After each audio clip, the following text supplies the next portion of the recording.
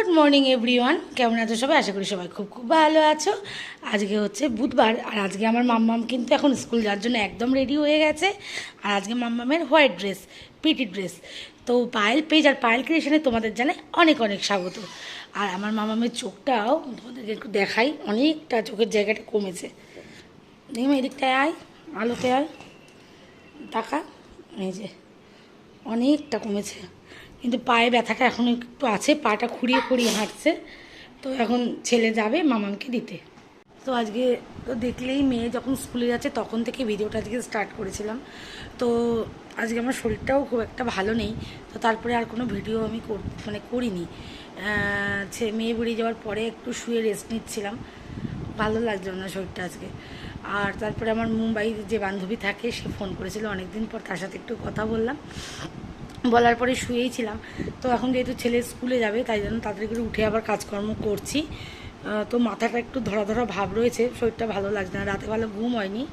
তো আজকে তো রান্নার ঝামেলা নেই, কারণ গতকালকে চিকেন রান্না করেই রেখেছিলাম। আর আজকেও রাতে নিমন্ত্রণ আছে তোমাদের দাদাভাইয়ের বন্ধুর, মানে মায়ের বাৎসরিক কাজ। মানে সাধারণত এইসব অনুষ্ঠানে যেতে খুব একটা ভালো লাগে না, কিন্তু এটা খুব ক্লোজের মধ্যে, মানে খুব নিজেদের মধ্যে ঘনিষ্ঠ, সেক্ষেত্রে যেতেই হবে।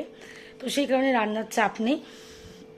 আর এখন তো ছেলে চলে যাবে পরীক্ষা দিতে, আমি বাদবাকি ঘরের সমস্ত কাজ আজকে সারবো, সেরে ভাবছি তাতে করে স্নান করে একটু রেস্ট নেব, যেহেতু মাথাটা একটু ধরা ধরা ভাব গরমে। আর কালকে রাতে ঘুমটাও মানে গরমে একটু মানে ভালো হয়নি ঘুমটা ঠিকঠাক। তো সেই জন্য আজকে শরীরে মানে একটু শরীরটা ভালো লাগছে না। তো চলো আগে ঘরের কাজগুলো কমপ্লিট করে নিই। তো কিছু কথা তোমাদেরকে বলবো। তো সেটা হচ্ছে যে এই যে রোজ যে আমি ভিডিও করি, তোমরা এত এত ভালোবাসা দাও, আমার খুব ভালো লাগে। তো অনেকেই আমাকে পার্সোনাল মেসেজ করে, দিদি তোমার ভিডিও কেন পাচ্ছি না। সুদূর দুবাই থেকে অনেক, আমার বোন রয়েছে, এক বোন আছে, আরও আমার যেসব বোনগার মানে খুব ভালো, আমার যেসব বোনগুলো মানে শুভাকাঙ্ক্ষী আমার ভালো, মানে সবাই ভালো, আমি সেটা বলতে চাইনি, মানে আমাকে পার্সোনালি ভীষণ ভালোবাসে যে বোনেরা আমাকে, তারাও আমাকে খুব রিকোয়েস্ট করে, দিদি তোমার ভিডিও খুব ভালো লাগে, তোমার বলার ধরন ভালো লাগে। তো মানে চেষ্টা করি নিজের সাধারণ জীবনযাপনের মধ্যে খুব ছোটো ছোটো করে তোমাদের সামনে তুলে ধরার, এটা আমি চেষ্টা করি। আর তোমাদের কাছ থেকে কিন্তু প্রচুর ভালোবাসা পাই, যার জন্য আমিও খুব আপ্লুত। আর যতই শরীর খারাপ থাকুক, যতই যা থাকুক, আমি ভিডিওটা করার কিন্তু অবশ্যই চেষ্টা করি। তো গতকালকে যে তোমাদের দাদাভাই আমাকে বাজারে নিয়ে গেছিলো কেনাকাটা করানোর জন্যে, তো কী কী কিনেছি তোমাদের সাথে কিন্তু আমি শেয়ার করব। চলো। তো মোটামুটি দেখো কাজ গুছিয়ে ফেলেছি, কাজ গুছানো বলতে এই যে পর্দা ঢাকা টাকাগুলো সব খুলে ফেললাম, যেগুলো পাতা টাতা ছিল, মানে এগুলো তো আবার কাচাকুচি শুরু করতে হবে আমার, কাল পরশু থেকেই শুরু করে দেব। তো সেই কারণে আজকে যা যা কাজ সারার মোটামুটি কমপ্লিট করে রেখেছি। আর এখন প্রায় 1:30 বাজতে গেল, এবার আস্তে আস্তে যাবো স্নানের দিকে। চলো। তো দেখো আমার চান হয়ে গেছে, চান টান করে একদম সিঁদুর টিঁদুর পরা কমপ্লিট, ঠাকুর পুজো দেওয়াও কমপ্লিট। এখন একটু মাথা যন্ত্রণা একটু কম লাগছে। তো খানিকক্ষণ বসেছিলাম, ওই সবার পরিবারে যেমন রোজ যাই সেইটার জন্যই, মানে খানিকক্ষণ বসে কিছুটা করেছি। তো এখন তোমাদের দাদাভাইয়েরও স্নান হয়ে গেছে, তো আমরা এখন খেয়ে নেবো, আর ছেলে আসারও প্রায় সময় হয়ে এসছে। চলো। তো আজকে সন্ধেবেলার পর থেকে আর ভিডিও করতে পারিনি, কারণ মেয়েকে নিয়ে একটু পড়াতে বসেছিলাম, ওই জন্য আর ভিডিও করা হয়নি। আর শরীরটাও খুব একটা ভালো লাগছিলো না। তো গতকালকে অনেকটা রোদ্দুর লেগে গেছিলো, ওই জন্য মাথাটা একটু সকাল থেকে কেমন ঝিমঝিম ধরা ভাবছিল। তারপরে কিছুক্ষণ একটু রেস্ট নিয়ে মেয়েকে পড়িয়ে নিলাম, নিয়ে দেখো এখন এই যে রেডি হয়ে গেছি। এখন তোমাদেরকে সকালেই তো বলেছিলাম যে আমাদের পাশে একটা নেমন্তন্ন আছে, আজকে যাবো, বাৎসরিকের একটা অনুষ্ঠান, তো সেই জন্য এখন রেডি হয়ে গেছি। তো চলো এবার সবাই মিলে বেরোবো। তোমাদের দাদাভাই দোকান থেকে আসার পরে আমরা কিন্তু সবাই রেডি হয়ে গেছি। এই যে মাম রেডি, আমি, আমার যা, আমার চায়ের ছেলে, আমার ছেলে মেয়ে।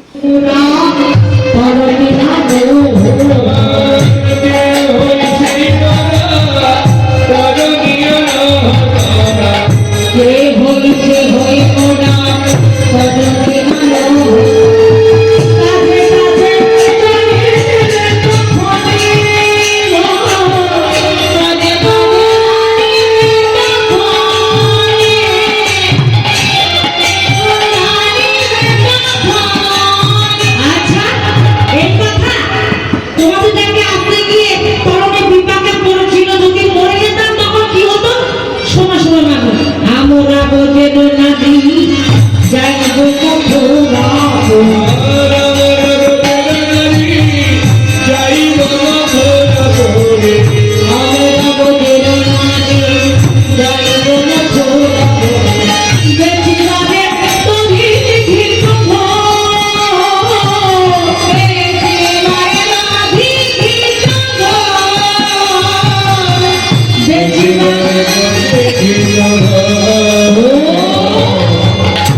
এই কথা বেঁচতে যাচ্ছি প্রতিনিধিত্ব ধরলে তো শোনো বেঁচে আসার সময় তোমাকে পয়সা দেবো যেই না বলেছে এমন কথা ওই বলছো বাকি রাখবো না বাকি রাখলে ফাঁকি করতে হবে ললিতা বলছে ঠিক আছে নাবি কিবা একা না নাও কবিতা কবিতা তারা খাবো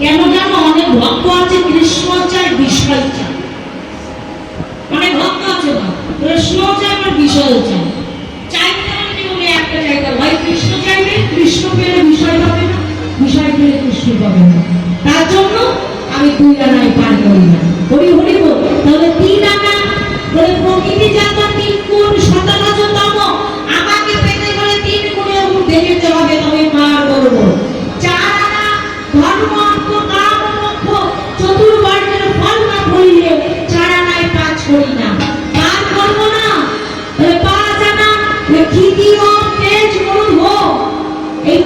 মূল এই পঞ্চভূতে দেহ ভরা এই তাই আমি পাঁচ আনায় পার করবো না তাহলে ছয় আনা বলে স্মরণীপু দশ না হলে ছয় আনায় পার করবো না কাম ক্রোধ লোভ মোহ মদ আশ্চর্য তাহলে আট আনা বলে অষ্টপাশে দেহ বন্ধ থাকলে আট আনায় পার তাহলে দশ আনা বলে দশ আনা না ও কবিতা কবিতা হরি হরি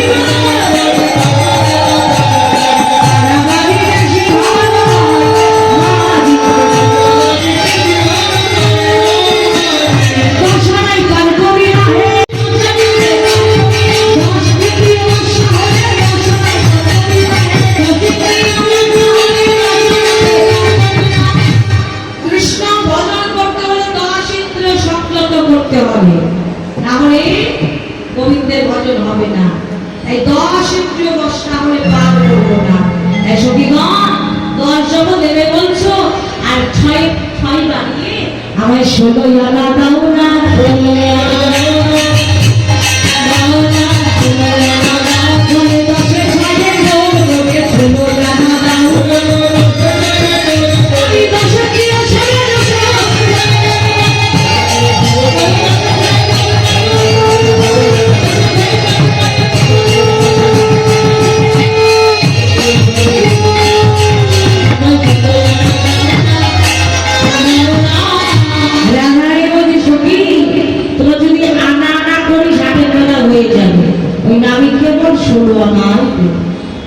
যখন সখীরা বলছে 16 আনা দেবে এবার গোবিন্দ বলছে দেখো সখী এই যে দেখছো ছোট নৌকা এই নৌকায় আমি 1 মণ বেশি 2 মণ বইতে পারি তাহলে 1 মণ কত নিতে হয় মায়েরা 30 কিলো হ্যাঁ 40 কিলো রাধারানী সখীদের দিয়ে 9 জন 4 9 36 360 কেজি কিন্তু গোবিন্দ বললেন সখী আমি 1 মণ বেশি 2 মণ বইতে পারি তাহলে কি হবে এবার সখীরা বলছে শোনো গোবিন্দ আমরা হলাম তোমার ভক্ত কৃষ্ণ নাম হরি নাম বলের মধুর দুজন কৃষ্ণ বাদে সে ভক্ত চতুর্নাম ভক্ত তুই বললে 1 মণ বেশি 2 মণ বইতে পারি শোনো আমরা 1 মণে আছি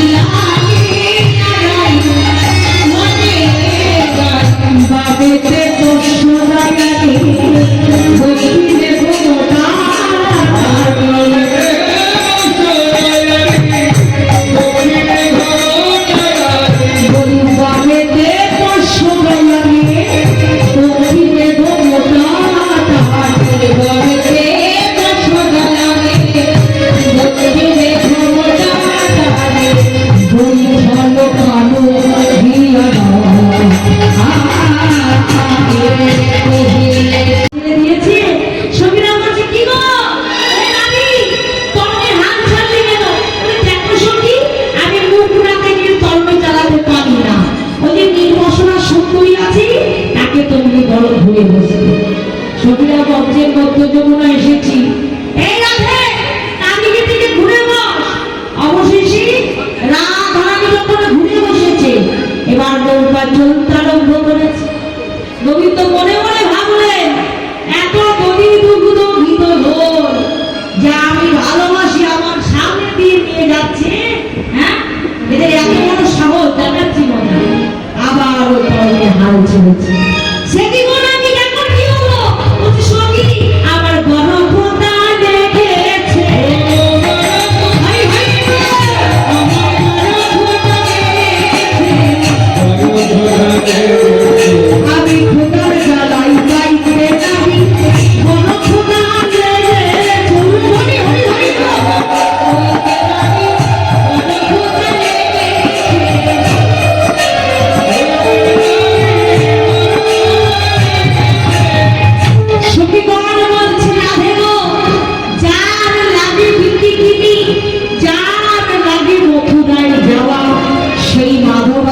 সেবা করতে চাইছে। রাধে গো দে দে তোর নিজ হাতে গোবিন্দকে সেবা দে। রাধে যখন গোবিন্দকে সেবা দিচ্ছে আর ওই গোবিন্দের প্রসাদ যমুনার মধ্যে করছে, যমুনার মধ্যে যত মাথার কি গভীর ছিল হা করে উঠেছে। এদিকে গগনে ঝড়, গগনে পাতিল ঝড়, চন্দ্র হইল ঝড়। আজ বুঝি কি আছে কপালে, বলে প্রাণ একবার কৃপা করে এই গুণমতি গোলালীর মান তুমি রক্ষা করো। গোবিন্দ বলছে, জানো সখী, নীল বসনা সুন্দরী নীল শাড়ি দেখে এত মেঘ জমেছে, এক কাজ করো নীল শাড়ি খুলে ফেলো। করে কাঁদছে, কাঁপতে কাঁপতে সম্মুখে ছিল গোবিন্দ। গোবিন্দকে জড়িয়ে ধরেছে আর গোবিন্দ দেখে নেই তো সুযোগ যমুনার মনোবাসনা পূর্ণ করার। সঙ্গে সঙ্গে রাধারণী গিয়ে যমুনায় যাবে। তন আশ্রয় কি সবই